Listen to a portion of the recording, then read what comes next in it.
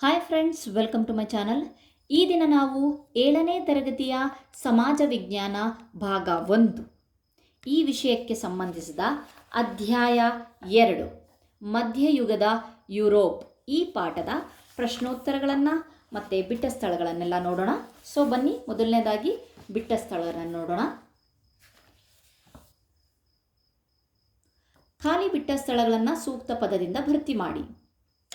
ಮೊದಲನೇ ಪ್ರಶ್ನೆ, ಪುನರುಜ್ಜೀವನ ಡ್ಯಾಶ್ನಲ್ಲಿ ಆರಂಭವಾಯಿತು. ಇಟಲಿಯಲ್ಲಿ ಆರಂಭವಾಯಿತು. ಪುನರುಜ್ಜೀವನ ಕಾಲದ ಪ್ರಖ್ಯಾತ ಚಿತ್ರಕಾರರು ಡ್ಯಾಶ್ ಮತ್ತು ಡ್ಯಾಶ್. ಮೈಕೆಲೆಂಜಲೋ ಮತ್ತು ಲಿಯೋನಾರ್ಡೋ ದ ವಿಂಚಿ. ಮತ್ತೊಂದ್ಸಲಿ, ಮೈಕೆಲೆಂಜಲೋ ಮತ್ತು ಲಿಯೋನಾರ್ಡೋ ದ ವಿಂಚಿ. ಕೊಲಂಬಸನು ಅಮೆರಿಕದ ಮೂಲ ನಿವಾಸಿಗಳನ್ನು ಡ್ಯಾಶ್ ಎಂದು ಕರೆದನು. Red Indians. Red Indians. Okay, next, ಭೂ ಪ್ರದಕ್ಷಿಣೆಯನ್ನು ಮಾಡಿದ ಮೊದಲ ಹಡಗು ಡ್ಯಾಶ್. ವಿಕ್ಟೋರಿಯಾ. ಹಡಗಿನ ಹೆಸರು ವಿಕ್ಟೋರಿಯಾ. ಲಾಸ್ಟ್ ಬಿಟ್ಟ ಸ್ಥಳ, ಜರ್ಮನಿಯಲ್ಲಿ ಧಾರ್ಮಿಕ ಸುಧಾರಣಾ ಚಳುವಳಿಯನ್ನು ಪ್ರಾರಂಭಿಸಿದವರು dash. Ignatius Loyola. Ignatius Loyola. So ಇದಿಷ್ಟು ಬಂದುಬಿಟ್ಟು ನಮ್ಮ ಒಂದು ಬಿಟ್ಟ ಸ್ಥಳಗಳನ್ನು ಸೂಕ್ತ ಪದಗಳಿಂದ ಭರ್ತಿ ಮಾಡೋದಾಯಿತು. ಅದಾದಮೇಲೆ ನೆಕ್ಸ್ಟ್ ಬರುತ್ತೆ 2ನೇ ಪಾಯಿಂಟು, ಒಂದು ಪದ ಅಥವಾ ವಾಕ್ಯದಲ್ಲಿ ಉತ್ತರಿಸಿ.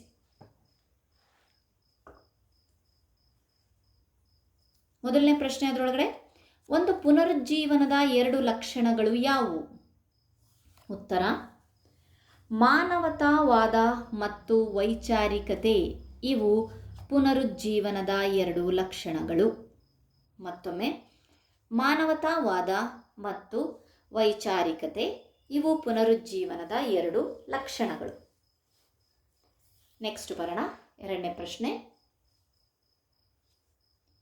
ಮುದ್ರಣ ಯಂತ್ರವು ಪುನರುಜ್ಜೀವನಕ್ಕೆ ಹೇಗೆ ಪ್ರೇರಕವಾಯಿತು? ಉತ್ತರ, ಮುದ್ರಣ ಯಂತ್ರದ ಸಹಾಯದಿಂದ ಕಡಿಮೆ ಸಮಯದಲ್ಲಿ ಹೆಚ್ಚು ಪುಸ್ತಕಗಳ ಮುದ್ರಣ ಮತ್ತು ಮುದ್ರಣವು ಕೈ ಬರಹಕ್ಕಿಂತ ಹೆಚ್ಚು ಸ್ಪಷ್ಟವೂ ಸುಂದರವಾಗಿತ್ತು. ಓಕೆನಾ? ಮತ್ತೊಂದ್ಸಲಿ ಉತ್ತರ, ಮುದ್ರಣ ಯಂತ್ರದ ಸಹಾಯದಿಂದ ಕಡಿಮೆ ಸಮಯದಲ್ಲಿ ಹೆಚ್ಚು ಪುಸ್ತಕಗಳ ಮುದ್ರಣ, ಅಂದರೆ ಕಡಿಮೆ ಸಮಯದಲ್ಲಿ ಹೆಚ್ಚೆಚ್ಚು ಪುಸ್ತಕಗಳನ್ನು ಒಟ್ಟಿಗೆ ಮುದ್ರಣ ಮಾಡಲಾಯಿತು ಮತ್ತು ಆ ಮುದ್ರಣ ಕೈ ಬರಹಕ್ಕಿಂತ ಹೆಚ್ಚು ಸ್ಪಷ್ಟವಾಗಿತ್ತು ಮತ್ತು ಸುಂದರವೂ ಆಗಿತ್ತು. ಓಕೆನಾ? ನೆಕ್ಸ್ಟ್ 3ನೇ ಪ್ರಶ್ನೆ, ಪುನರುಜ್ಜೀವನ ಕಾಲದ 3 ಮಂದಿ ಪ್ರಸಿದ್ಧ ಸಾಹಿತಿಗಳು ಯಾರು? ಉತ್ತರ, ಪೆಟ್ರಾರ್ಕ್, ಡಾಂಟೆ ಹಾಗೂ ಬೊಕಾಶಿಯೋ. ಇವರು ಪುನರುಜ್ಜೀವನ ಕಾಲದ 3 ಮಂದಿ ಪ್ರಸಿದ್ಧ ಸಾಹಿತಿಗಳು. ನೀವು ಈ 3 ಹೆಸರನ್ನು ಬರೆದಿಟ್ರೂ ಆನ್ಸರ್ ರೈಟ್. ಉದಾಹರಣೆಗೆ ಪೆಟ್ರಾರ್ಕ್, ಡಾಂಟೆ ಹಾಗೂ ಬೊಕಾಶಿಯೋ. ಆದರೆ ಅದರ ಮುಂದೆ ಸೆಂಟೆನ್ಸ್ ಕಂಪ್ಲೀಟ್ ಆಗಬೇಕಲ್ವಾ? ಸೊ ಹಾಗಾಗಿಬಿಟ್ಟು ಪ್ರಶ್ನೆಯಲ್ಲಿರೋದನ್ನು ಇವರು ಪುನರುಜ್ಜೀವನ ಕಾಲದ 3 ಮಂದಿ ಪ್ರಸಿದ್ಧ ಸಾಹಿತಿಗಳು ಅಂತ ಹೇಳಿಬಿಟ್ಟು ಕಂಪ್ಲೀಟ್ ಮಾಡಬೇಕಾಗತ್ತೆ. ಓಕೆನಾ? ನೆಕ್ಸ್ಟ್ ನೋಡೋಣ, ವಿಲಿಯಂ ಶೇಕ್ಸ್ಪಿಯರ್ ಯಾರು? ವಿಲಿಯಂ ಶೇಕ್ಸ್ಪಿಯರ್ ಒಬ್ಬ ಪ್ರಮುಖ ಇಂಗ್ಲಿಷ್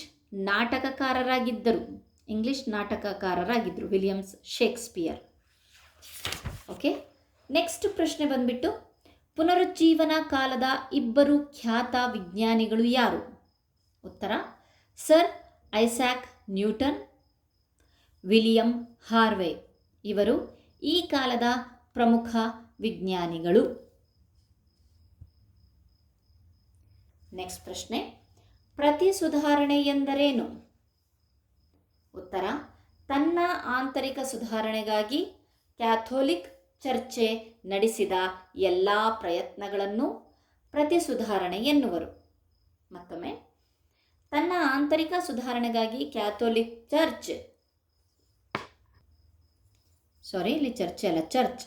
ಚರ್ಚ್ ನಡೆಸಿದ ಎಲ್ಲ ಪ್ರಯತ್ನಗಳನ್ನು ಪ್ರತಿ ಸುಧಾರಣೆ ಎನ್ನುವರು.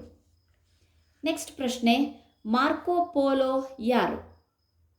ಏಷ್ಯಾದ ದೇಶಗಳು ಅಪಾರ ಸಂಪತ್ತಿನಿಂದ ಕೂಡಿವೆ ಎಂಬ ವರದಿ ನೀಡಿದಾತ. ಇವನು ಅಂದರೆ ಮಾರ್ಕೋಪೋಲೋ ಯಾರಪ್ಪ ಅಂದರೆ ನಮ್ಮ ಏಷ್ಯಾ ದೇಶದಲ್ಲಿ ಅಪಾರ ಸಂಪತ್ತು ಹೊಂದಿರುವಂತಹ ಈ ಒಂದು ದೇಶ ಆಗಿದೆ ಅನ್ನೋ ವರದಿಯ ಕೊಟ್ಟಿದ್ದು ಈ ಮಾರ್ಕೋಪೋಲೋ. ಓಕೆ, ನೆಕ್ಸ್ಟ್ ಬರೋಣ. ಕೋಪರ್ನಿಕಸ್ನ ಸಂಶೋಧನೆಗಳನ್ನು ತಿಳಿಸಿ. ಕೋಪರ್ನಿಕಸ್ ಏನು ಮಾಡಿದನು ಅಂತ. ಉತ್ತರ: ಕೋಪರ್ನಿಕಸನು ಸೂರ್ಯನ ಸುತ್ತ ತಿರುಗುವ ಹಲವಾರು ಗ್ರಹಗಳಲ್ಲಿ ಭೂಮಿಯೂ ಒಂದಾಗಿದೆ ಎಂದು ತಿಳಿಸಿದನು. ಅಂತ ಅಂದರೆ ಈಗಲೂ ಸಹ ಇದೇ ನಡೀತಾ ಇರೋದು. ಸೂರ್ಯನ ಸುತ್ತ ಎಲ್ಲ ಗ್ರಹಗಳು ಅಂತ ಅಂದರೆ ಅದರೊಳಗಡೆ ನಮ್ಮ ಭೂಮಿನೂ ಸುತ್ತ ತಿರುಗ್ತಾ ಇದೆ ಅನ್ನೋದನ್ನು ಮುಂಚೆ ಕೋಪರ್ನಿಕಸನ ಹೇಳಿಕೊಟ್ಟಿದ್ರು. ಓಕೆ, ನೆಕ್ಸ್ಟ್ ಬರೋಣ. ಮೂರನೇ ಮೇನ್ ಚರ್ಚಿಸಿರಿ. ಮೊದಲನೇ ಪ್ರಶ್ನೆ: ಪುನರುಜ್ಜೀವನ ಚಳುವಳಿಯು ಕಲೆ, ಸಾಹಿತ್ಯ ಮತ್ತು ವಿಜ್ಞಾನ ಕ್ಷೇತ್ರಗಳಿಗೆ ನೀಡಿದ ಕೊಡುಗೆಗಳ ಬಗ್ಗೆ ಚರ್ಚಿಸಿ. ಉತ್ತರ ಅದಕ್ಕೆ ಕಲೆ ಕ್ಷೇತ್ರಕ್ಕೆ ನೀಡಿದ ಕೊಡುಗೆಗಳು. ಈ ರೀತಿಯಾಗಿ ಕಲೆ ಕ್ಷೇತ್ರ ಸಪ್ರೇಟ್, ಸಾಹಿತ್ಯ ಕ್ಷೇತ್ರ ಸಪ್ರೇಟ್, ವಿಜ್ಞಾನ ಕ್ಷೇತ್ರ ಸಪ್ರೇಟ್ ಅಂತ ಹೇಳಿಬಿಟ್ಟು ಬರ್ತಿದ್ದೀನಿ.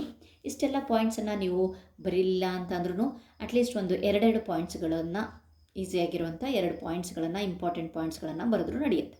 ಓಕೆ, ಕಲೆ ಕ್ಷೇತ್ರಕ್ಕೆ ಏನೇನು ನೀಡಿದ್ರು?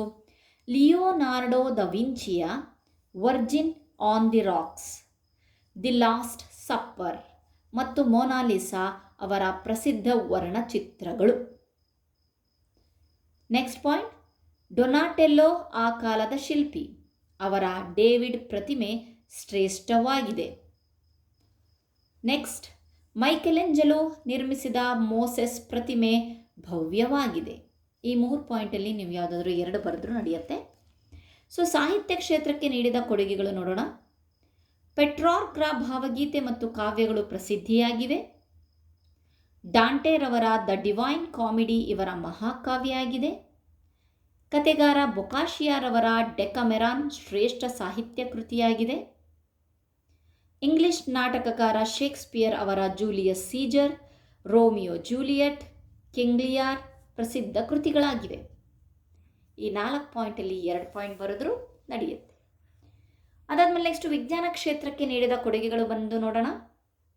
ಕೋಪರ್ನಿಕಸನು ಸೂರ್ಯನ ಸುತ್ತ ತಿರುಗುವ ಹಲವಾರು ಗ್ರಹಗಳಲ್ಲಿ ಭೂಮಿಯೂ ಒಂದು ಎಂದು ತಿಳಿಸಿದನು. ಭೂಮಿಯೂ ಒಂದು. ಅದಾದಮೇಲೆ ನೆಕ್ಸ್ಟ್ ಪಾಯಿಂಟ್: ಸರ್ ಐಸಾಕ್ ನ್ಯೂಟನ್ರು ಗುರುತ್ವಾಕರ್ಷಣ ಬಲವನ್ನು ಕಂಡುಹಿಡಿದರು. ಇನ್ನೂ ಇದ್ದಾವೆ. ವಿಲಿಯಂ ಹಾರ್ವೆಯು ಮಾನವನ ದೇಹದಲ್ಲಿನ ರಕ್ತ ಪರಿಚಲನೆಯನ್ನು ತಿಳಿಸಿಕೊಟ್ರು. ವೆಸಾಲಿಯಸ್ ಎಂಬ ವಿಜ್ಞಾನಿಯು ದೇಹದಲ್ಲಿ ರಕ್ತ ಸಂಚಾರದ ಬಗ್ಗೆ ಅಮೂಲ್ಯ ಗ್ರಂಥವನ್ನು ಬರೆದರು. ಇಟಲಿಯ ಖಗೋಳಶಾಸ್ತ್ರಜ್ಞನಾದ ಗೆಲಿಲಿಯೋ ದೂರದರ್ಶಕವನ್ನು ಕಂಡುಹಿಡಿದನು. ಇದಿಷ್ಟು ಸಹ ವಿಜ್ಞಾನ ಕ್ಷೇತ್ರಕ್ಕೆ ನೀಡಿರುವಂತಹ ಕೊಡುಗೆಗಳು. ನೆಕ್ಸ್ಟ್ 2ನೇ ಪ್ರಶ್ನೆ: ಧಾರ್ಮಿಕ ಸುಧಾರಣಾ ಚಳುವಳಿಯಲ್ಲಿ ಮಾರ್ಟಿನ್ ಲೂಥರ್ನ ಪಾತ್ರವೇನು? ಉತ್ತರ: ಮಾರ್ಟಿನ್ ಲೂಥರ್ ನೋಡಿ, ಇಲ್ಲೂ ಅಷ್ಟೇ ನಾನು ಒಂದೇ ಸಲ ಬರೆದಿಲ್ಲ, ಪಾಯಿಂಟ್ಸ್ ಸಬ್ ಪಾಯಿಂಟ್ಸನ್ನು ಮಾಡಿದ್ದೀನಿ. ಸೊ ಆ ರೀತಿಯಾಗಿ ಬರೆಯೋ ಒಂದು ಸಿಸ್ಟಮನ್ನು ಕಲಿಬೇಕು ನೀವು. ನೆಕ್ಸ್ಟ್ ನೋಡೋಣ. ಮಾರ್ಟಿನ್ ಲೂಥರ್ ಜರ್ಮನಿಯಲ್ಲಿ ಧಾರ್ಮಿಕ ಸುಧಾರಣಾ ಚಳುವಳಿಯನ್ನು ಆರಂಭಿಸಿದ ನಾಯಕ. 2ನೇದಾಗಿ, ರೋಮ್ ಪಟ್ಟಣದಲ್ಲಿ ಪೋಪ್ ಮತ್ತು ಪಾದ್ರಿಗಳ ವೈಭೋಗದ ಜೀವನ ಶೈಲಿಯನ್ನು ಗಮನಿಸಿ ಚರ್ಚಿನ ವಿರುದ್ಧ ತಿರುಗಿ ಬಿದ್ದನು. ನೆಕ್ಸ್ಟ್, ಲೂಥರ್ ಬೈಬಲನ್ನು ಜರ್ಮನ್ ಭಾಷೆಗೆ ಭಾಷಾಂತರಿಸಿದ್ದರಿಂದ ಅದು ಜನಸಾಮಾನ್ಯರಿಗೆ ದೊರಕುವಂತಾಯಿತು.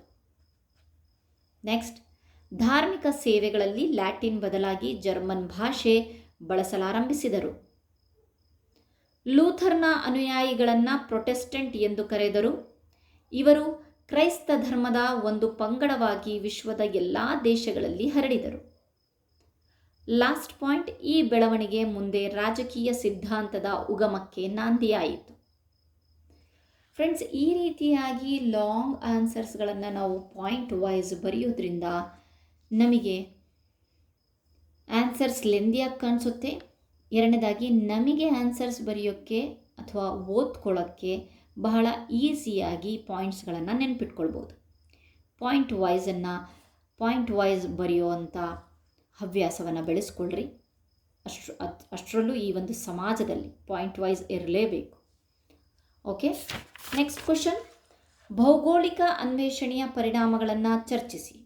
ಭೌಗೋಳಿಕ ಅನ್ವೇಷಣೆಗಳು ಕೇವಲ ಯುರೋಪಿನ ನಾಗರಿಕತೆಯ ಮೇಲೆ ಮಾತ್ರವಲ್ಲದೆ ಏಷ್ಯಾ, ಆಫ್ರಿಕಾ ಹಾಗೂ ಅಮೇರಿಕದ ಜನತೆ ಹಾಗೂ ಸಂಸ್ಕೃತಿಗಳ ಮೇಲೂ ಗಾಢ ಪ್ರಭಾವ ಬೀರಿದವು. ಮೊದಲನೇದಾಗಿ ವಾಣಿಜ್ಯದ ವಿಸ್ತರಣೆ. ಅದರೊಳಗಡೆ ಮತ್ತೆ ಸಬ್ ಪಾಯಿಂಟ್ಸ್ ಇದ್ದಾವೆ. ಮೊದಲನೇ ಒಂದು ಪರಿಣಾಮ ಹೇಳ್ತಿರೋದು ವಾಣಿಜ್ಯದ ವಿಸ್ತರಣೆ.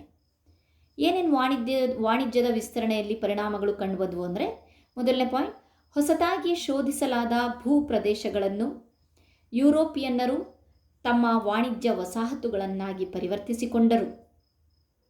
ಎರಡನೇ ಪಾಯಿಂಟ್, ಏಷ್ಯಾದ ಸಾಮಗ್ರಿಗಳು ಯುರೋಪಿನಲ್ಲಿ ವಿಶಾಲ ಮಾರುಕಟ್ಟೆ ಗಳಿಸಿ ಅಧಿಕ ಲಾಭ ಐರೋಪ್ಯರದಾಗಿತ್ತು. ಅಂದರೆ ಐರೋಪ್ಯರಿಗೆ ಅಧಿಕ ಲಾಭ ಸಿಗ್ತಾ ಇತ್ತು. ಎರಡನೇ ಪರಿಣಾಮ ಗುಲಾಮರ ವ್ಯಾಪಾರ. ಅದರೊಳಗಡೆ ಸಬ್ ಪಾಯಿಂಟ್, ಯುರೋಪಿಯನ್ನರು ವೆಸ್ಟ್ ಇಂಡೀಸ್, ಮೆಕ್ಸಿಕೋ, ಪೆರು ಹಾಗೂ ಬ್ರೆಜಿಲ್ ಮೂಲ ನಿವಾಸಿಗಳನ್ನು ಗುಲಾಮರನ್ನಾಗಿ ಮಾಡಿಕೊಂಡರು. ಎರಡನೇ ಪಾಯಿಂಟ್, ಗುಲಾಮರನ್ನು ಸರಕುಗಳಂತೆ ಮಾರಲಾಯಿತು. ಮೂರನೇ ಪಾಯಿಂಟ್, ಇವರನ್ನು ಕಠಿಣವಾಗಿ ದುಡಿಸಿ ಕ್ರೂರವಾಗಿ ನಡೆಸಿಕೊಳ್ಳಲಾಗುತ್ತಿತ್ತು. ಆಗಿನ ಕಾಲದಲ್ಲಿ ಗುಲಾಮರ ಸ್ಥಿತಿ ಬಹಳ ಶೋಚನೀಯವಾಗಿತ್ತು. ಮೂರನೇ ಪರಿಣಾಮ, ಕ್ರಿಶ್ಚಿಯನ್ ತತ್ವಗಳ ಪ್ರಸಾರ. ಈ ಬೆಳವಣಿಗೆ ಕ್ರಿಶ್ಚಿಯನ್ ತತ್ವಗಳನ್ನು ಜಗತ್ತಿನಾದ್ಯಂತ ಹರಡಲು ಕಾರಣವಾಯಿತು. ಮುಂದೆ ವಸಾಹತು ವ್ಯವಸ್ಥೆ ರೂಪುಗೊಂಡಿತು. ಇದಿಷ್ಟು ಕ್ರಿಶ್ಚಿಯನ್ ತತ್ವಗಳ ಪ್ರಸಾರಕ್ಕೆ ಸಂಬಂಧಿಸಿಪಟ್ಟದ್ದು. ನೆಕ್ಸ್ಟು ಲಾಸ್ಟ್ನೇದಾಗಿ ರಾಜಕೀಯ ಪರಿಣಾಮ, ಯಾವ ರೀತಿಯಾಗಿ ರಾಜಕೀಯ ಪರಿಣಾಮಗಳ ಮೇಲೆ ಆಯಿತು ಅಂತ ಹೇಳಿ. ಅದಕ್ಕೆ ಮೊದಲನೇದಾಗಿ ಸಬ್ ಯೂನಿಟ್, ಐರೋಪ್ಯ ದೇಶಗಳೊಳಗೆ ವಸಾಹತುಗಳ ಸ್ವಾಧೀನಕ್ಕಾಗಿ ಮತ್ತು ಅಲ್ಲಿನ ಸಂಪತ್ತಿಗಾಗಿ ತೀವ್ರ ಪೈಪೋಟಿ ನಡೆಯಿತು. ನೆಕ್ಸ್ಟ್, ಯುರೋಪಿನ ದೇಶಗಳು ಏಷ್ಯಾ, ಆಫ್ರಿಕಾ ಮತ್ತು ಅಮೇರಿಕಾ ಖಂಡಗಳಲ್ಲಿ ತಮ್ಮ ವಸಾಹತು ನೆಲೆಗಳನ್ನು ಸ್ಥಾಪಿಸಿಕೊಂಡು. ಇದಿಷ್ಟು ಸಹ ನಾವು ಈ ಭೌಗೋಳಿಕ ಅನ್ವೇಷಣೆಯ ಒಂದು ಪರಿಣಾಮಗಳಿಗೋಸ್ಕರ ನಾವಿಷ್ಟನ್ನು ಬರಿಬೇಕಾಗತ್ತೆ. ನೀವು ಶಾರ್ಟಾಗಿ ಸಹ ಅರ್ಥ ಮಾಡಿಕೊಂಡು ಶಾರ್ಟಾಗಿ ನಿಮ್ಮ ಒಂದು ವರ್ಡ್ಸ್ಗಳಲ್ಲಿ ಬರಿಬಹುದು. Thank you friends. ಇಲ್ಲಿಯವರೆಗೆ ನಮ್ಮ ಚಾನಲನ್ನು ವೀಕ್ಷಿಸೋದಕ್ಕೆ ತುಂಬ ತುಂಬ ತುಂಬ ಧನ್ಯವಾದಗಳು.